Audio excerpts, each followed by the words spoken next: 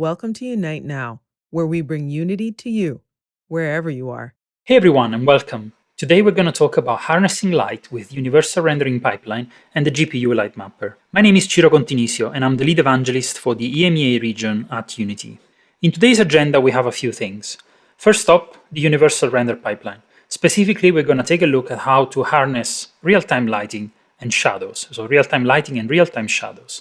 Then we're going to jump onto our bigger section, which is baked lighting, specifically with the GPU Progressive Lightmapper. We're going to take a look at many things, but specifically I want to touch on a few things which I think are very important to control the quality of your bakes, and they create a lot of misconceptions, which is filtering and charts, UVs, and then we're going to see how to do mixed lighting. Finally, we're going to touch on light probes and reflection probes to top it off and really achieve the look that we're looking for. This talk is going to be very interesting for lighting artists, environment artists, and in general anyone who wants to make their scene look beautiful, take control of lighting, and understand what's going on under the hood, and at the same time make it performant. During this talk, we're going to take a closer look at this small project I've put together using assets from the FPS sample and from the Snaps HD art pack. And this project features a few interesting uses of light. First, let's get started with the Universal Render Pipeline, or in short, URP. Universal Render Pipeline is the optimized and scalable rendering pipeline that is built on top of SRP technology. It is a pipeline that is production ready right now. You install it via the package manager, like many Unity features lately, and it's multi-platform, so it supports all of Unity's build targets, VR, AR, obviously console, mobile, PC, desktop, Mac, and finally is scalable. This means that basically the pipeline is able to scale, to change its capabilities according to the device capabilities, and you can always get the best rendering possible on each device. This is really demonstrated in our demo Boat Attack, which was made by one of our technical artists, Andre McGrail. We released it last year, and it features URP at its best. It has water shader, planar reflections. The water shader has caustics as well. So it has additional render passes. It uses terrain, it uses vegetation. It has a day-night cycle as well. So it's really, really complete, and it really showcases the best of URP. Now let's take a look at the lighting strategy for my small demo, starting with real-time lighting and shadows. And let's do it in the editor. So here's the scene. As you can see, it's a small diorama scene. It's an exterior. And then it has an interior part here. You can see in this hangar, let's say. For this scene, I decided to employ a strategy that relies on a main directional light, which is here, the sun. It's here at the top. And as you can see, this light can be anywhere in the scene. So rather than having it here at the bottom, which can be annoying to me, usually I bring these directionals like very up high, because it doesn't matter where they are, since the rays are parallel. It only matters the rotation of the game object. So that light gives me a main contribution of light on the whole scene. And I bake part of it. As you can see, these objects here at the back, these are marked as static geometry, so they're going to be baked. But then I also have some real-time contribution, specifically on the characters, so that, as you can see, if I move the character around, the shadow is going to be updated. So, this is called mixed lighting, and I'm going to touch on it later. Let's focus on the real-time aspect for now.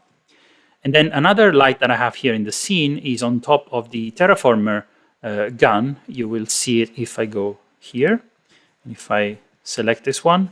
And this is a spotlight. And as you can see, the spotlight is marked as real-time. So when I go into the game, I can actually walk into the interior, and then the light is going to cast a real-time lighting on top of this spaceship, on top of the crates, and also it's going to cast real-time shadows. As you can see here, when she moves the gun, the shadows change. So these are two lights that have some kind of real-time contribution to the scene, and she's able to cast this light on both real-time objects and static objects. For the purpose of illustrating how real-time lighting and shadows work, I've created this simplified scene which only contains non-static objects. So as you can see, if I select any of these, they're not marked static, meaning that they will cast a real-time shadow. And also the sun here is a directional and is a real-time light. So here you can see where it's placed, and if we move it, the shadows change. So to control the quality of these lighting and shadows, what you will do is you will go to your universal render pipeline asset. This is the same asset that you have here in project settings, graphics, and it's the one that enables the render pipeline itself. So if I select it, I can see it's here. And if I go here, I want to focus on a couple of sections, lighting and shadows. Lighting allows you to enable the real-time lighting. So you can have it disabled, and this means that the light is only going to give a color to the scene. But if you enable it, then the light is actually going to cast shadows and basically perform per pixel lighting. And the shadows, you control them here. You can enable shadows or not, and the resolution of the shadows is very important. I have it on 2048. You can set it to what you want. To understand what this means, we need to understand that basically the technique here is that from the point of view of the sun, so if you imagine, if I go to align view to selected, and now I'm looking through the eyes of the sun, I'm basically casting a 2048 by 2048 texture on the scene, and for every pixel of this texture, Unity is calculating the geometries, and it's checking whether these geometries cast shadows on other geometries. So as you can see, the projection is really exact, and from that point of view, each pixel of this texture is casting, is stamping, let's say, a shadow on a texture which is called the shadow map. And you can go up resolution, so this shadow becomes more neat. If you go down, they become more blurry, if you want, and they start showing also artifacts, which we'll see how to correct. For me, this works, but this really depends on your device and the performance you wanna hit.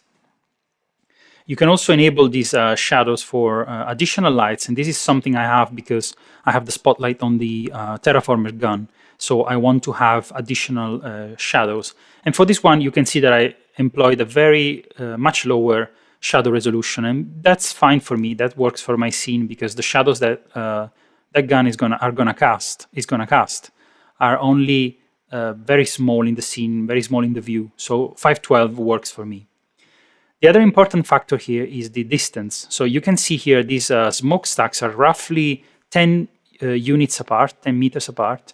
And so I'm covering an area of 40 units from the camera. So I only get to see shadows up to this point. If I were to bring this distance up, you can see that the shadows now appear for the last smokestacks. But I also lose resolution. As I bring this up, you can see that the more I bring it up, the more I lose resolution along the whole length. And that's because this resolution is basically being spread from here to like 600 units away in the scene. And maybe sometimes, you don't even see these 600 units. So for now, I'm only seeing 50 of them. So for me, for example, I could bring it down to 70, and then I get really nice shadows. But obviously, if you have a point of view which looks like this, you might want to bring this up to a certain point. The second technique you can use is cascades. If I have no cascades, it means that basically this distance and the resolution are being used in full and in the same way from like distance 0 to distance 70 in this case. If I use cascades, what Unity does is it basically calculates different shadow maps, and it does it in kind of like intervals. So you have an interval where you have a shadow map which is higher resolution, and then it goes lower resolution the further you get from the camera. So in this case, 4 cascades means I have 4 shadow maps, 4 resolutions to play with. And you define the percentage of these different distances here. So if I go to no cascades, as I was saying, basically what I'm seeing here, you can see better in the game view, is that the same resolution is being used for this shadow and for this shadow. So they are the same blurriness. If I go to 500, you can really see that it's blurry here and it's blurry here. But if I enable cascades, you can now see how this shadow gained quite a lot of resolution, while this one still stays a bit blurry. Especially if I go to this distance here, you can see how this is very blurry, while this one is still very decent. And then you can control the percentage of these cascades. You can see that if I bring it down, these part here really becomes neat, because now this something like 5%, this one is the 5% of my distance. Then 20% means that like it goes from 5 here to like 20 here, and this is the percentage of this number here. So you can imagine an imaginary line that goes from like the camera to like 480 units away, and now you can tweak these percentages to be a percentage of that length. The other thing I want to touch on is depth bias and normal bias. These are basically to combat what is called shadow acne. If I bring, for example, this one a little bit down, you can see how shadows are, this shadow map that I'm requesting from the camera is intersecating the geometry on the ground. And I see these artifacts. And the higher this distance is, the more you see the artifacts. If this was like 40, you will see it way less. But if you want shadows that are a certain distance, then you start seeing artifacts, and then you use these values to combat those artifacts. And you bring them up to basically find a balance where you don't see the artifacts, or maybe they're very slightly noticeable. I want to say one thing that is very important. I want to give this suggestion to you. When you tweak these values and you're analyzing whether the artifacts are there or not, artists usually get too close and they see the artifacts, they bring this value up, and then they're fighting all the time with this value and with the artifacts. The point is, as a designer, as an artist, as a developer, you see the game through different eyes, but you need to consider that players will see the game from different eyes. So they will see it from here, from a different point of view, and also they will be very busy looking at other things. So you don't really need to be too precise with these values. You can really achieve some compromise, which actually looks good. For instance, another aspect to consider in this scene is that these ground planes have no textures. When they will have a texture, these artifacts are going to be less visible. So you need to take several factors into consideration and really look at the game through the eyes of the potential player of your game, and not through your own eyes when you tweak these values. As a recap, this is the situation of real-time lighting in URP. You have several options. You have directional lights, spotlights, point lights, and area lights.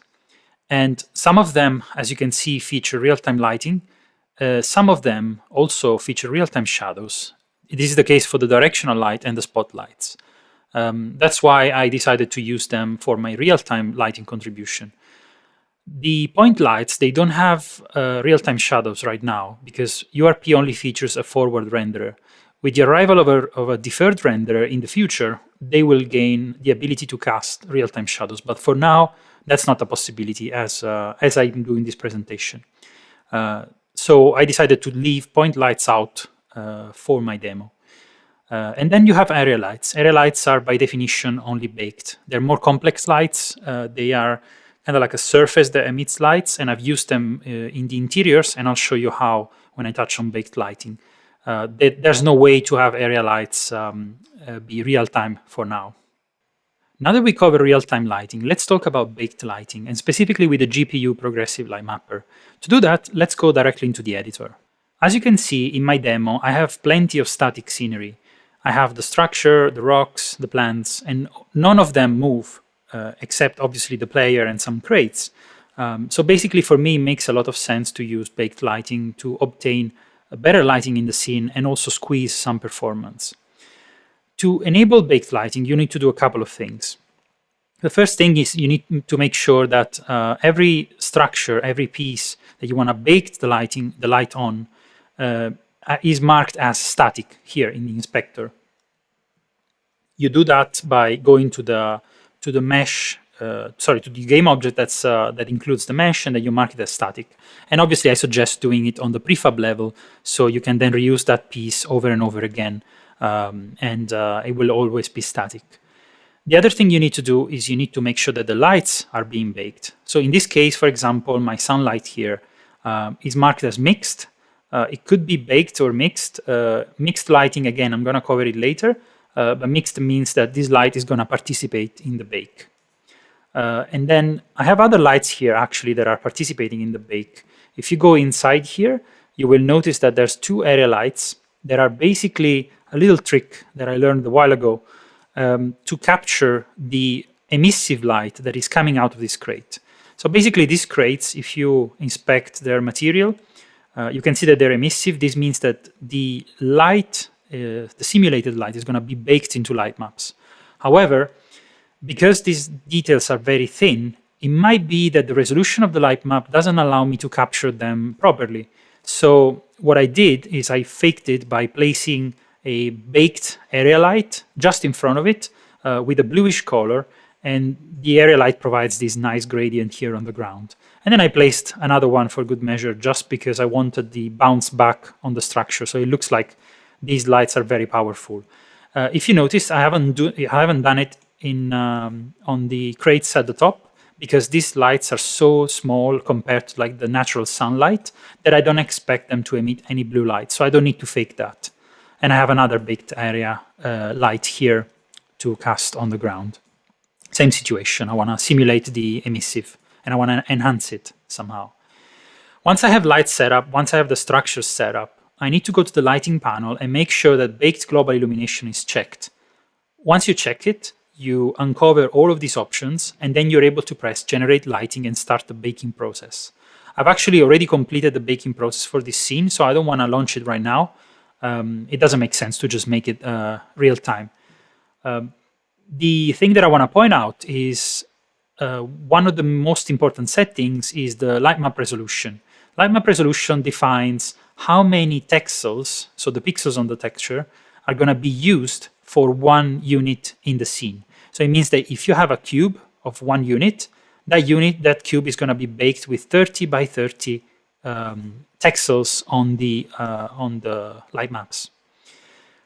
I have 30 texels per unit, and I can check that once I baked if I go to this menu and select Baked Light Map.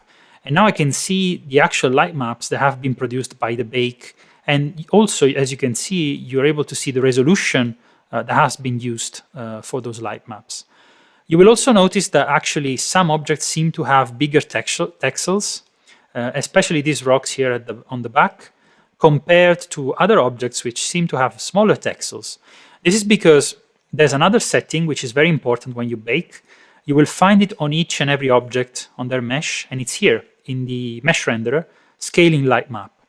This is a multiplier, and it's basically saying of those 30 texels per unit, I want this only this object to have 0.2 of that, so 1/5, which means that basically this object is going to occupy less space on the light map. This is very important because, for instance, in my case, the focus point of this scene is here at the center where the terraformer, the character, is walking. These rocks here at the back, I don't really need very detailed shadows. You remember what we talked about before.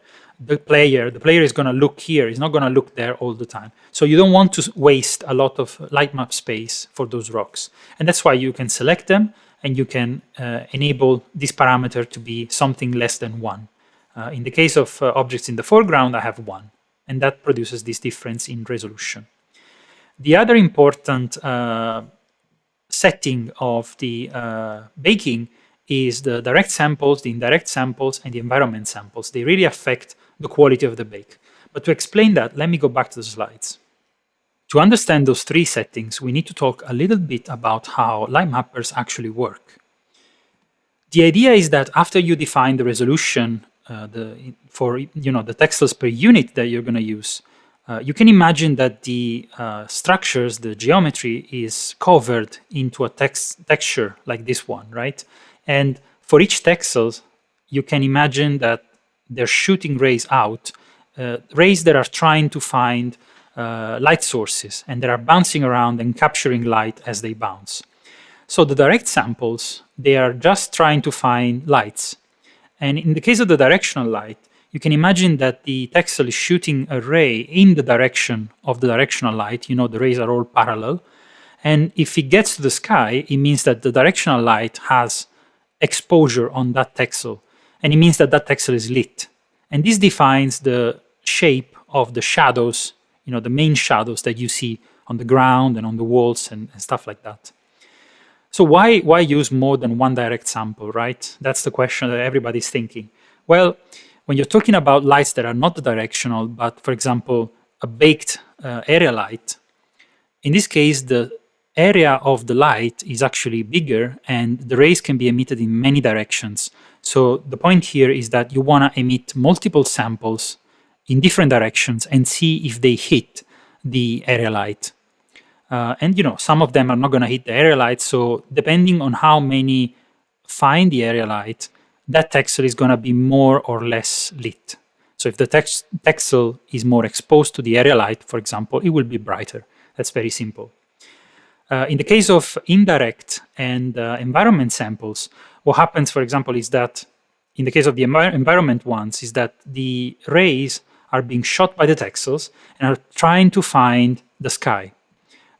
And they can do it not only in a direct way, but they can do it by bouncing. So as you can see here, that texel up there on the ceiling is shooting a ray, which is bouncing once, and then it's managing, let's say, to escape and find the sky. And every time these rays bounce, the color that they find is sampled and is brought back to the original texel. So this means that texel there on the ceiling is going to be a little bit bluish because after one bounce, it finds the sky, so it samples a color from the sky, which is light blue, brings it back to the ground. That texel is also going to be a little bit bluish, and then it brings it back to the ceiling, but it loses some power, right? Because it's bounced once. And so that texel on the ceiling is going to be just slightly blue. And that's how the bounces are calculated. So you can imagine now, if you go back to the editor, that you understand this setting here, the setting of the bounces. This means that basically if I set it to none, those rays are never going to bounce, meaning that only something that is exposed to the sky is going to receive that lighting. And with 2 bounces, it means that each texel is emitting rays that can bounce twice. This setting here, actually, Russian roulette, this means that there's a random chance that those rays can be killed, so stopped from bouncing any further, and that will inform how many rays bounce, but also it will make baking times slightly shorter because a certain percentage of those rays is actually discarded. Now let's talk about another option that you have, which is called filtering. When filtering is not on, you might get something like this. You might get a bake that is very noisy. The noise comes from the fact that each texel is going to shoot rays, is going to shoot these samples in random directions, and sometimes the samples find a lot of lights, and sometimes they find less light. And this randomness creates this difference in color, which results in noise. And in this image, for example, you can almost see the resolution of the light map in the noise, right? When you apply filtering, you can get a result like this. So that was the same bake with the same parameters, but with filtering on. The point is that you could potentially up the number of the samples so high that you get no noise, right? Or very little noise. But the cost of that, the time that it will take to bake that will skyrocket. While you could keep the same number of samples and enable filtering and get a result that is much, much better for a fraction of the time. Let me show you in the editor. So filtering, you find it here. You find it in your settings under the lighting panel. And the default value is auto, meaning that there is some filtering on. You could also have none. And if you go to advanced, you uncover all of the options that you can have for filtering. So you have filtering on direct samples, filtering on indirect samples, and filtering on the ambient occlusion. As you can see, I can also select the type of filter, and you have 2 filters, Gaussian and A-true. The difference between them. So Gaussian is a filter that doesn't differentiate between any pixel and between geometries. So the idea is that, let me go to Baked Light Map. The idea is that you take a couple of pixels, right? And Gaussian is just going to blur them. If you select like up to 5, it blurs across 5 pixels. And it does that also, under geometry. So for example, here you can see how this pixel is actually a bit light a bit lit. And that's because the Gaussian filter blurred it with some lit pixels, lit pixels that are under the geometry. On the other hand, A-True, which I haven't used here, just to demonstrate what Gaussian can do, A-True does something different. A-True is kind of like a smarter filter, which reads geometry and tries not to filter, not to blend texels that belong to different geometries. So, for example, in this case, because this geometry is partly in the ground, the A-True filter will detect that, and it will not blur this texel with whatever texel is under here because they are intersecting. And so what A-True does is that it gives you slightly better results with geometry that is like touching and is intersecting. In addition to filtering, you also have the denoiser, which is another option that we added recently. And denoisers are basically AI-based filters. So they don't just like filter anything, but they run an algorithm to decide what to blur, what to filter, and what not. And you have different types, and some of them relies on graphic cards. So it really depends on which one, which hardware you're running. And between these two options, you will see you can really get the results you want. Filtering doesn't happen on the whole object, but it just happens within something called UV charts. Basically, the object is divided into different kind of like islands, kind of like UV islands, and then the filtering is applied, as you can see, only within the boundaries of each chart. So for instance, here, it will go all the way up to the boundaries of the chart. It will blur the pixels that are inside, but not the ones that are outside. So it will not blur with the ones that are outside of this chart, and so forth for each chart. And if we go to the scene, you can see that we actually have a visualization mode for UV charts. And now I can see how each and every object has been divided into charts. So for example, this one here, you can see that there's this beige chart at the top, this blue one. And so the filtering will happen only between the texels that are part of the same chart. So these two will blur and these two won't. The way you divide objects into charts, there's a couple of ways. First way would be when you have, for example, in this case, and you can see totally like the difference with charts within this object and these objects here. These are much more organized, neatly organized. So if you select one of these objects and you go to the inspector and you select the mesh that this object is using, you can see that, for example, this one, we're asking Unity to generate lightmap UVs.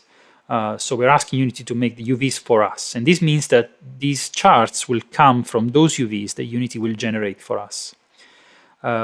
Actually, a better way would be to create the lightmap UVs yourself. So if you have an object which has been properly UV'd, then the charts will be much better organized, as you can see.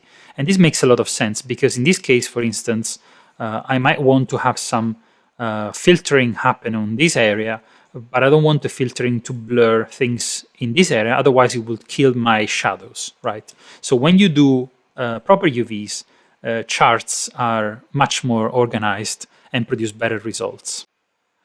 Now this brings me to another topic which is very important to baking, which is UVs. Now UVs are basically our way to say to the software how to map a 2D texture to a 3D geometry. They basically create a correspondence between each and every pixel of the texture to the geometry, to the triangles of the mesh. And you usually create your UVs in DCC tools and then you import them into Unity. And you usually do that for example, albedo textures. So you decide how the albedo texture gets mapped around the object. But it's also very important to do that for light maps. So if you go into Unity, actually, we can inspect the UVs of objects. If you select the object that has the mesh and then you click on the mesh and you find it in the project view, you select it here. In newer versions of Unity, you have this ability not only to inspect the mesh, but also to check its UV layout. And as you can see here, this one is a bit off center, but you can totally see how the polygons are present on the UVs. And objects can have multiple sets of UVs. They can have one for the albedo, for example, for the color, and then they can have another one for the light maps, and they can differ because with the albedo, it's okay to have multiple parts of the object to be overlapping each other, because for instance, this corner here and this corner here of the crate might have the same color and the same scratches. That's okay. But when you talk about light maps, you want them all to be unique, because if the light is hitting the crate from this side and you're baking the light in the light map, then you want this side to be lit, but this side has to be shadowed. So those UVs can't be on the same space in the texture. Sorry, those triangles can't be on the same space on the UVs. So they have to be unique. So if you don't want to author your UVs manually outside of Unity, one thing you can do is you can select an object and check this checkbox. So for instance, I've done it on this object here. And basically what that does is it asks Unity to generate light map UVs for you. And Unity will do it according to the settings of this menu here. Basically here you're saying how Unity should reason when create these UVs. And one of the most important areas is this one, margin method. It can be a manual, or it can be calculate in 2020.1. And Unity, what it's doing is it's trying to create some margin between the islands of the UVs. So if I go back to the UVs of this object, you can see that let me go to this channel here. You can see that the islands, so these parts here, are separated by a certain amount of hypothetical pixels. This depends on the resolution of your light map.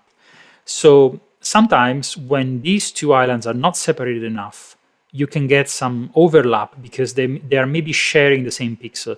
You know, if there's enough pixels in between this, then it will be fine.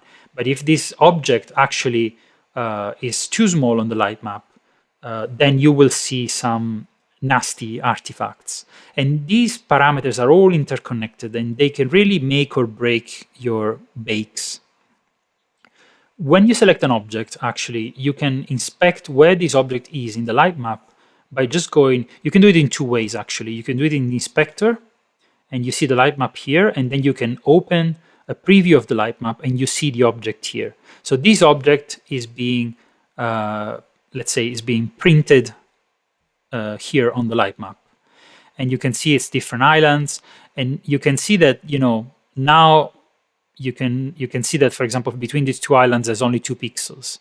So this tolerance is the one that we saw before, that you can either do it manually in your DCC tool, or you can have it here, and you can see Unity can calculate it for you, assuming that the light map resolution is 40 pixels.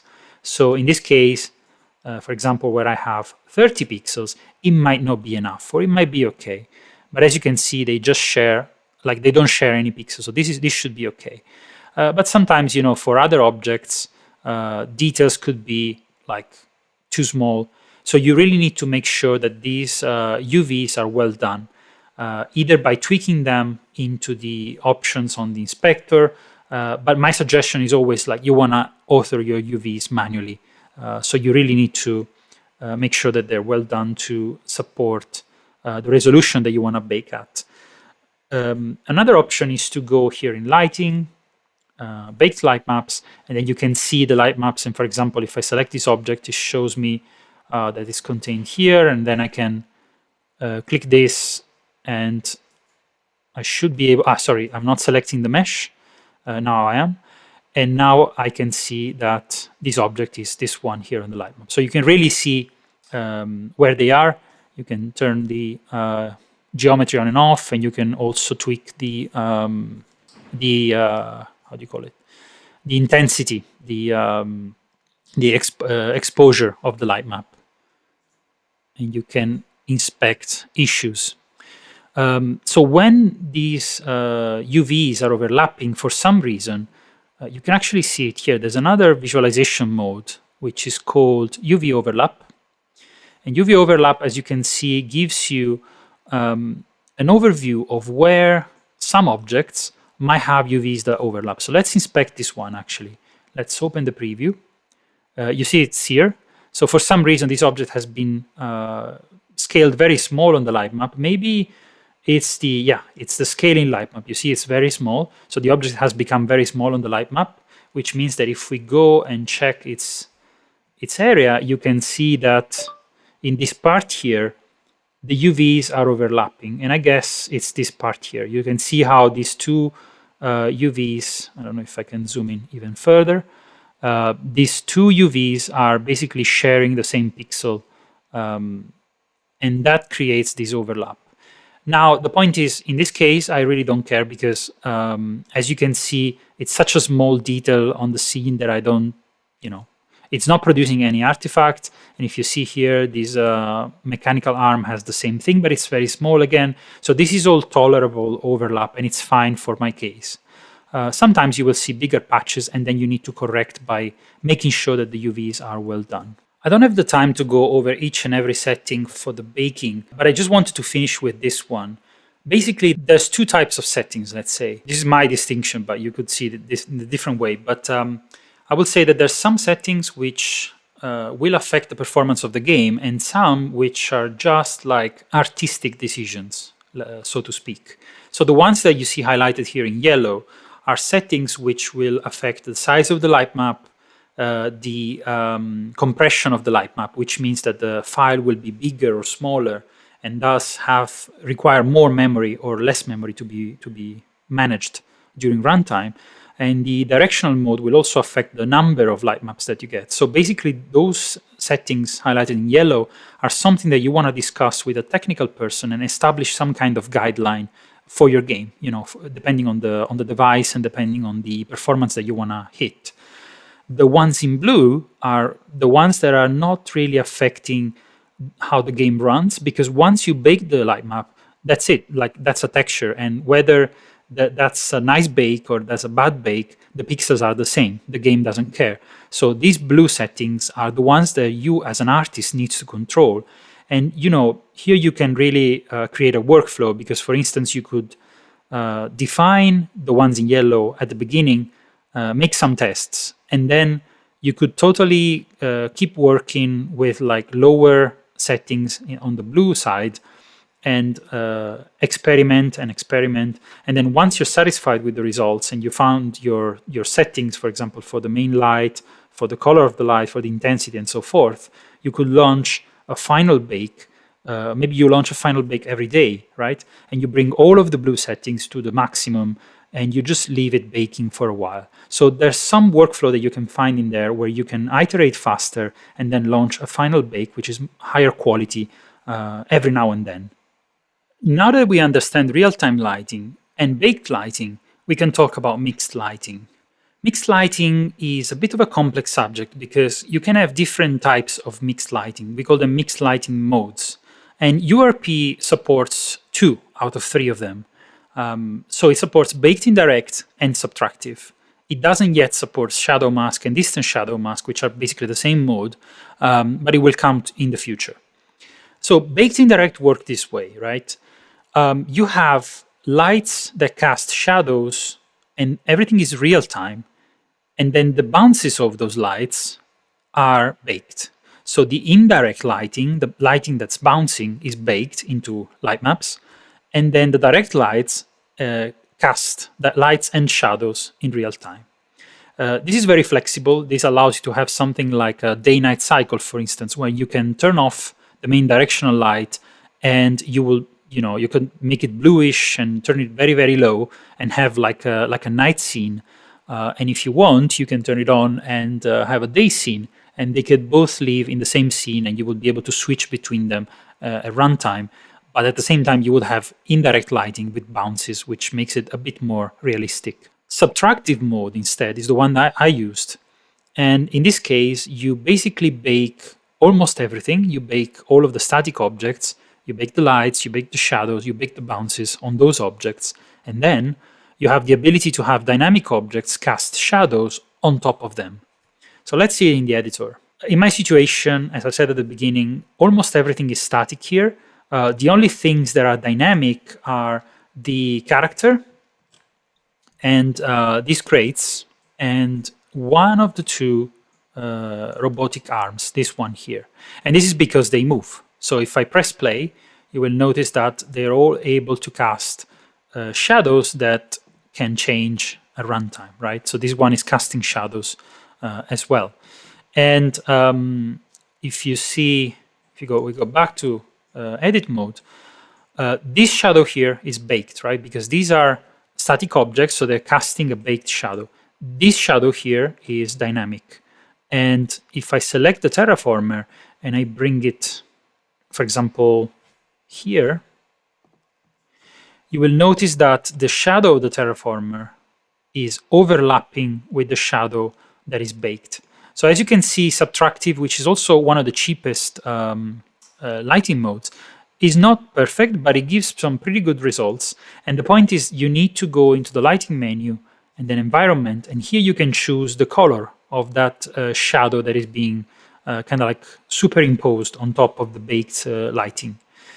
And you can really, you need to find like the right color to really match the color of the shadows, and you can get some pretty good results. Obviously, you see the game from here, so this matches pretty okay. And again, this is the most performant because now almost all of my scenery is baked, and then I only have this small shadow to calculate, which allows me, as I was saying before, to have my light, sorry, it's here in the setting, to bring my distance to something very, very low and utilize all of the resolution of the shadow map for this shadow here, because it's the only one I'm seeing. So I don't care about like objects that are in the back because they're baked. And the other thing I want to say is you need to enable on your pipeline asset, you need to enable mixed lighting here. And then in the lighting panel, in the scene, in the lighting settings, you're able to select which lighting mode, which mixed lighting mode you want to use. As you can see, I only have baked, indirect, and subtractive, which is the one I'm using. The other thing you need to make sure is that your directional light is set to mixed. Now you finally understand what mixed means. It's both real-time and baked, and it's mixed in the sense that it's real-time or baked for different objects. So it's baked for these ones and real-time for this one. So now I hope you understand what mixed lighting modes are and which one to use in which case. And one small tip that I can leave you with is that you could also have different lighting modes, different mixed lighting modes in different scenes depending on the needs of your game. So sometimes a scene can be in the open and you want to use baked indirect because you want to have a day-night cycle, while maybe in an interior you might have subtractive and just bake everything out. And once shadow mask and distant shadow mask becomes available, you can also mix that. You can also put that into the mix and really take advantage of whichever is best for whichever case. You can see more information about lighting modes in the documentation and read all about them. Let's talk now about another technique which really allows you to tie together the world of baked lighting with dynamic objects. This technique is called light probes. Basically, light probes are small spheres that sit in the scene in groups. There's going to be plenty of them. And they capture the light when you bake the lighting.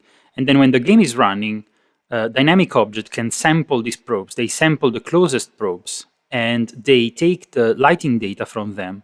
And that basically allows a dynamic object to receive lighting data from what was baked during the baked process, including, all the light bounces, all the emissive materials and all of that. So it really makes dynamic objects stand out because they can now receive like really realistic lighting, even if that lighting has been baked beforehand. To create light probes, you just need to go to right-click here and go light probe group. Now I've already created one and I've already baked one, so you can see how here I have plenty of probes in my scene. And as you can see, you really need to place them where it matters. So you want to distribute them by hand and capture the differences in lighting. So for instance, here I have some of them in the open, and then I have some of them in the interior. And you can see how I have one of them here on the threshold, one of them here inside, until, the interesting points like the area lights that I showed you before. And these probes are set to capture that light. So basically, they constitute a network of little probes, of little interest points, if you want. And then when you have a dynamic object like the terraformer, Or let's take the crate, for example. That's a better, easier to understand example. And if I select the mesh, you can really see that this mesh is sampling from the closest probes, and it doesn't just take one, but it averages the lighting on the 4 closest ones. So basically they need to form a pyramid. Let's take another crate as well. So you can see here how this is sampling from these probes here, which are darker. This 1, 2. And you see that it's sampling from these 2 dark ones, and then there's one here which is capturing some of the blue emissive lighting from the area light here. So this crate shows some bluish tints, and you can see how I can move it closer and closer to the probes that have captured more light. I can move it further. It's still dark. I can move it to this side, it becomes darker. When I move it to this side, it progressively becomes brighter until it gets into sunlight. As you can see, light probes don't provide the silhouette of the shadows. The shadows have been baked, right? So light probes just provide lighting information and the amount of, kind of like the intensity and the color of the light. So you will never see a shadow that has been baked cast a real-time shadow on a dynamic object. That's not possible. But as you can see, the approximation is quite good. Like, you can really feel the difference when the object is inside and outside in the open. Just one quick note about the placement of light probes. As I was saying, they work in pyramids. So you want to organize them in little pyramids. And as you can see, I didn't place them where my character couldn't go, for example. So I didn't place many around here because the character cannot reach. I didn't place them here at the top because the character cannot walk there. So I'm only placing the light probes, as I said before, where I have interest points, where I have places where the lighting is interesting and changes in some way. So obviously I didn't place any probe under this rock because I don't want the character to be darkened by this shadow. The character obviously doesn't go under the rock. But I do have one here under this rock, because when the character walks close to it, then it gets some kind of, let me show you, it gets some kind of shadow. Where is the character? It's here. So if I drag the character to this position, you can see that it's very, very faint, the change in, actually, sorry, it's too high. So if I place it correctly, you can see that the character is now slightly darker as a result of that probe. So there's a slight change in lighting between this position and this position. And then obviously here it can become darker and so forth. This brings me to actually another little tip that I can give you. So these plants here, they are not, they are baked, but they are using light probes for lighting. And if I select any of them, and I select the mesh, you will see here that in the inspector, I'm able to, basically these have been marked for, where is it? Contribute GI, sorry. So they are static in that sense, and they do contribute to the GI. But then here, instead of selecting light maps to receive global illumination, I decided that these plants actually are lit by light probes. And this is because these plants contain a lot of detail, but it's very small. And using, spreading all these polygons on a light map means that I'm using a lot of space on the light map, which will make my bake times higher. But I'm not actually seeing these details because I will see these plants from up here. So even though, you could obviously scale them in light map by, I'm not going to see the value here, but like the value that we saw before, you could use scaling light map and put it down to something smaller, but then you will just capture details in a more imprecise way. So a better technique is to actually select light probes for these objects. So these objects are going to contribute to the GI, and as you can see, they do cast a shadow, and the shadow is baked into the light map on the ground, but the object itself is not being lit by a light map, but is being lit by light probes. In fact, if I enable the gizmos again, you can see that this object is showing me that this resulting lighting is the interpolation of these 4 light probes that are nearby. And actually, if you want to see light probes a little bit better, this is another little trick. You can go to lighting, and at the bottom, you will see workflow settings and there's a setting which allows you to visualize all probes, no cells. And if you do that, and you have gizmos on, you will see all the probes in the scene. And at all times, you don't need to select the light probe group. And this is really useful because it allows you to kind of like debug and see if something is wrong, right? I can take a look at my probes and see if the colors that I see that they have are something that I expect. As you can see here, this is carrying some of the bluish light from the skybox, but it's darker because of the shadow of this walkway, let's say. And similarly, the ones that are inside, they carry some of the bluish light from the area light, so I can really debug and make sure that all the light probes that I placed are capturing the right light and the right shadows.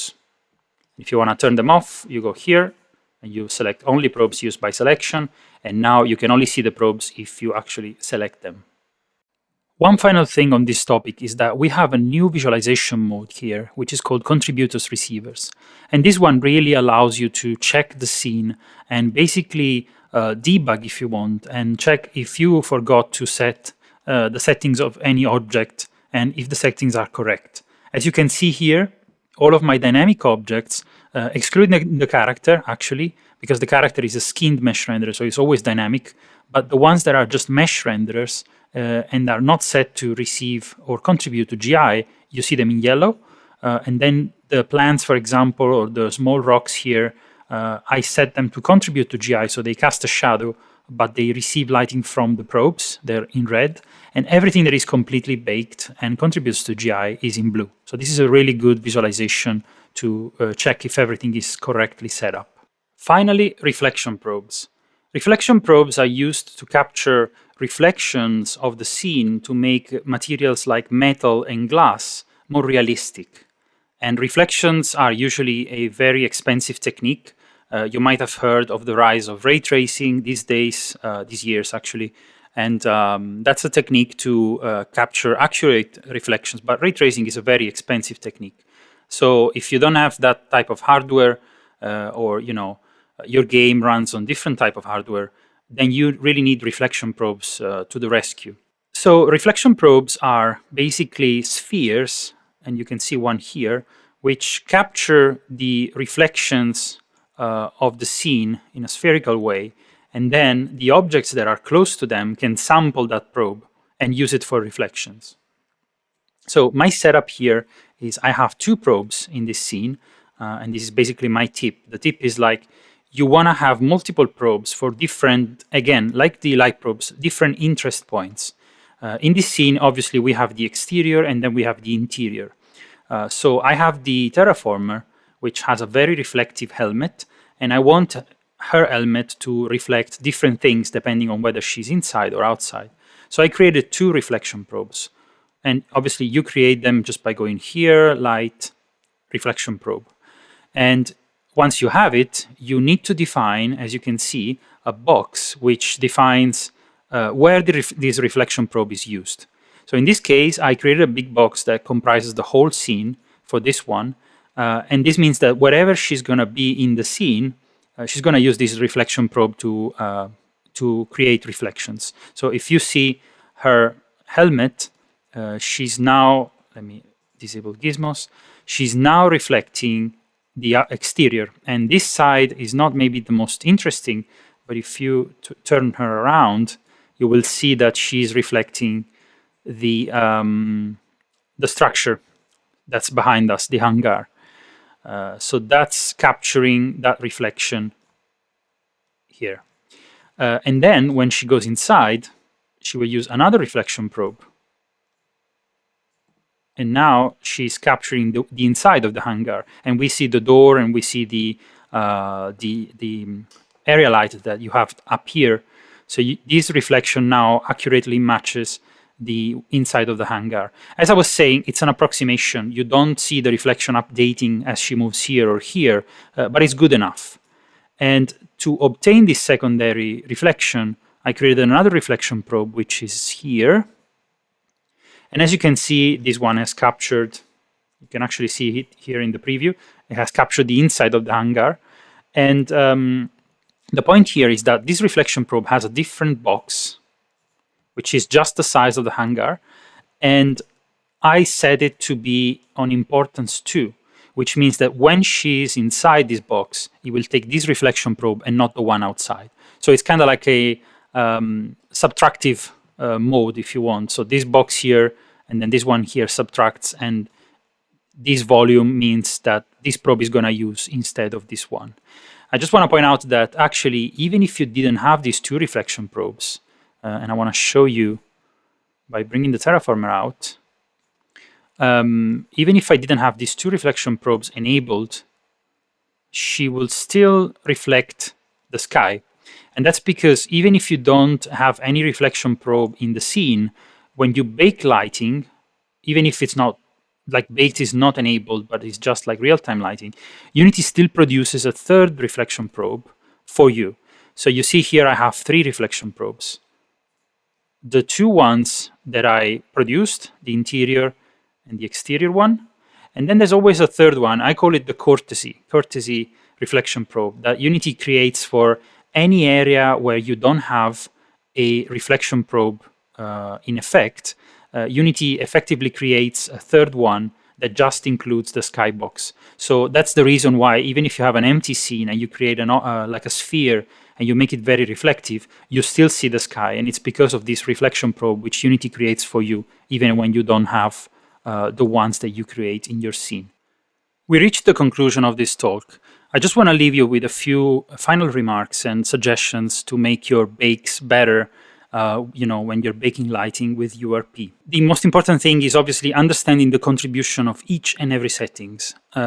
Baked lighting especially has a few settings and they're all documented. So I will suggest, after you watch this talk, to go into the documentation and just read the ones that are not super clear to you and really understand what they do, because they can really make or break your bakes.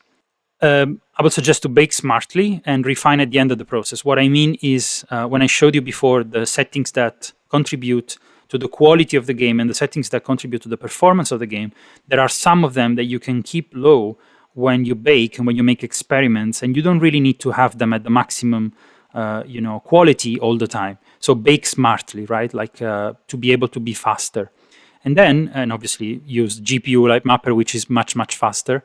And then you want to refine at the end of the process. So when you're done, when you decided the color of your lights, the intensity, the position, you can then bump up all of those settings and produce the final quality of the light map. You want to prepare your assets accordingly. This is very important. Establish like a proper workflow. So prepare the UVs. As I said before, they really affect the way that the baked lighting calculates the UV charts, which in turn is going to affect the filtering. You want to prepare the normals accordingly, because if normals are wrong, then the lighting is going to be wrong. This is super important.